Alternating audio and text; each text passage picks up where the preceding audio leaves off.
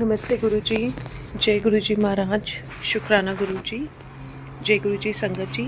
आज हम सब मिलकर के गुरुजी की कृपा से एक कोशिश श्री शिव महापुराण स्व अध्याय में तृतीय खंड 10वां अध्याय का पाठ करेंगे। ओम गं गणपतये नमः। वक्रतुंड महाकाय सूर्यकोटि समप्रभा निर्विघ्नं कुरु मे देव सर्व कार्येषु सर्वदा। ओम नमः शिवाय शिवजी सदा सहाय। ओम नमः शिवाय गुरुजी सदा सहाय। अथ 10मो अध्यायः। नारद उवाच विष्णु शिष्ये महाभाग विदे शैव वर प्रभो शिवलीलामिमां व्यासात् प्रीत्या मे वक्तुमर्हसि सती विरह युक्शंभुः किं चक्के चरितं तथा तपः कर्तुं कदा यातो हिमवत् प्रस्थमुत्तमम् शिवाशिव विवादो भूत कथं कामशयश्च वै तपः कृत्वा कथं प्राप शिवं शम्भुं च पार्वती तत्सर्वं परं चापि शिवसच्चरितं परं वक्तुं हृसि मे ब्रह्मन् महानन्दकरं शुभं। सूतवाच इति श्रुत्वा नारदस्य प्रश्नं लोकाधिपोत्तमः विधिः प्रोवाच सुप्रीत्या स्मृत्वा शिवपदाम्बुजम्। ब्रह्मोवाच देवऋषे शैव वर्याद्य तद्यशः शृणु चादरात् पावनं मङ्गलकरं भक्तिवर्धनम् उत्तमम् आगत्य स्वगिरिं शम्भुः प्रिया विरह कातरः सस्मार स्वप्रियां देवीं सतीं प्राणाधिकां हृदा गणानाभाष्य शोचन्स्तां तद्गुणान् प्रेमवर्धनान् वर्णयामास सुप्रीत्या दर्शयल्लौकिकीं गतिं दिगम्बरो बभूवाथ त्यक्त्वा ग्राह्य सद्गतिं पुनर्भभ्राम लोकान् वै सर्वालली विशारदः न प्राप दर्शनं क्वापि सती विरह दुःखितः पुनश्च गिरिमायातः शङ्करो भक्तशङ्करः समाधाय मनोयत्नात् समाधिं दुःखनाशनं चकार च ददर्शासौ स्वरूपं निजं व्ययम् इत्थं चिरतरं स्थाणुस्थस्थौ ध्वस्तगुणत्रयः निर्विकारी परं ब्रह्म मायाधीशः स्वयं प्रभुः ततः समाधिं त्याज व्यतीयुर्यमितः स्मः यदा तदा बभूवाशु चरितं तद्वापि वः प्रभोर्ललाटदेशात्तु यत् पृच्छ्रसम्भवं पपात धरणौ तत्र स बभूव शिशुर्द्रुतम् चतुर्भुजो अरुणाकारो रमणीयाकृतिर्मुने अलौकिकद्युतिः श्रीमान् तेजस्वी परदुः सः तुरोद स शिशुस्तस्य पुरो हि परमेशितुः प्राकृतात्मजवत्तत्र भवाचारः तस्य हि तदा विचार्य सुधिया धृत्वा सुस्त्रीतनुं क्षितिः आविर्बभूव तत्रैव भयमानीय शङ्करात् तं बालं द्रुतमुत्थाप्य क्रोडायां निददेवरं स्तन्यं सापायय प्रीत्या दुग्धं चोपरिसम्भवम् चुचुम्ब तन्मुखं स्नेहात् स्मित्वा क्रीडयदात्मजं सत्यभावात् स्वयं माता परमेशहितावहा तद्दृष्ट्वा चरितं शम्भुः कौतुकी सूतकृत्कृति अन्तर्यामी विहस्याथोवाच ज्ञात्वा रसांहरः धन्यां त्वं धरणी प्रीतया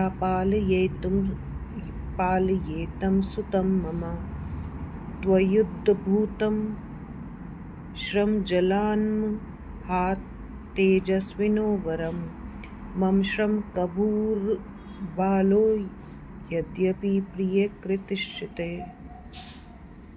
त्वत्रामना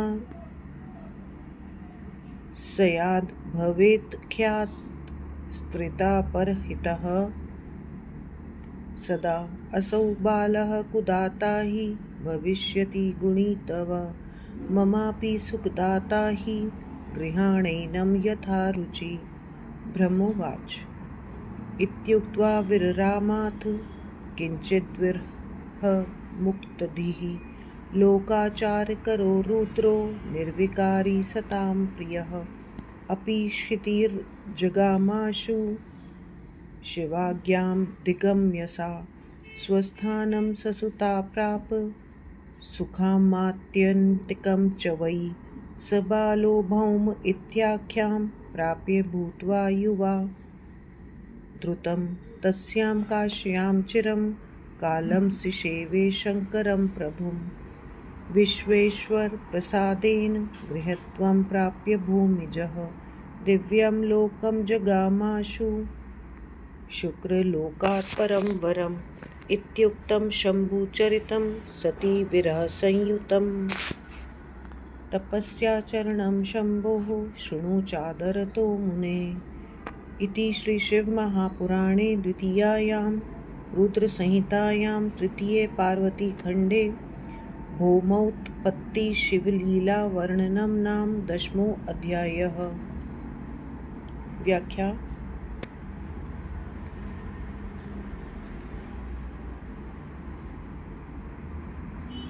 नारद जी ने कहा, विष्णु के शिष्य शिवजी के भक्त ब्रह्मा जी, इस शिवलीला को आप विस्तार पूर्वक मुझे सुनाइए। सती के विरह से पीड़ित शिवजी ने क्या चरित्र किया,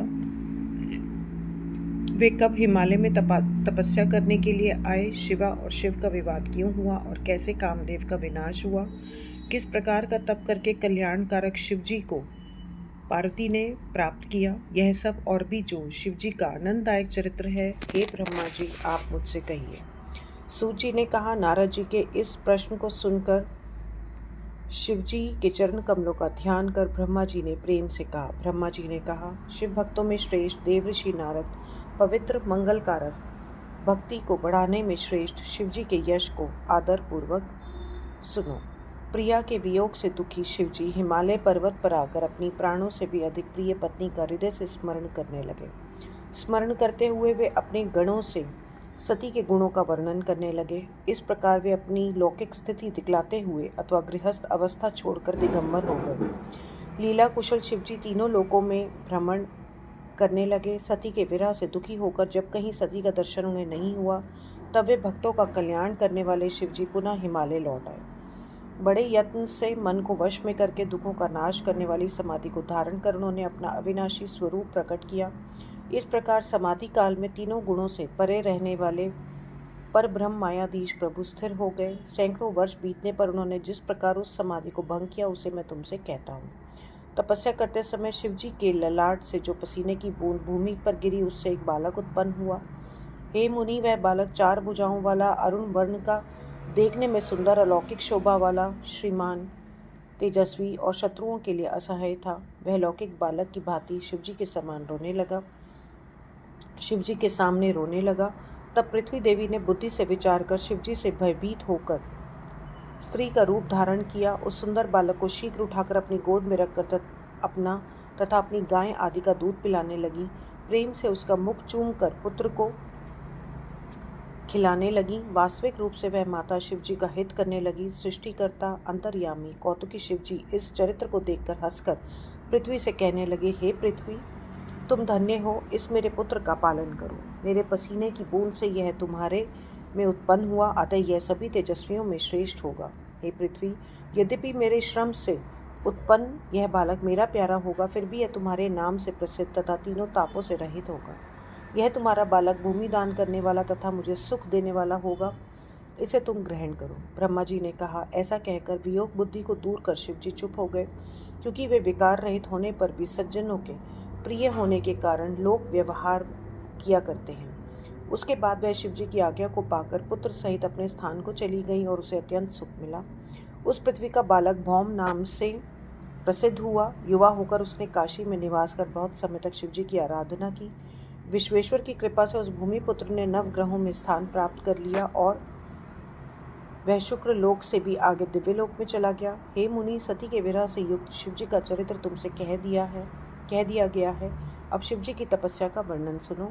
इस प्रकार परम माहेश्वर पंडित तारादत्त त्रिपाठी के पुत्र डॉक्टर ब्रह्मानंद त्रिपाठी द्वारा रचित शिवा टीका टिप्पणी आदि से सम्मिलित शिव महापुराण में भौमोत्पत्ति शिव लीला वर्णन नामक 10वां अध्याय समाप्त। ओम नमः शिवाय, शिवजी सदा सहाय। ओम नमः शिवाय, गुरुजी सदा सहाय। आज का सारा जाप पाठ गुरुजी महाराज आपके श्री चरणों में मालिक, सेवा स्वीकार करना गुरुजी। जय गुरुजी। शुक्राना मेरे मालिक।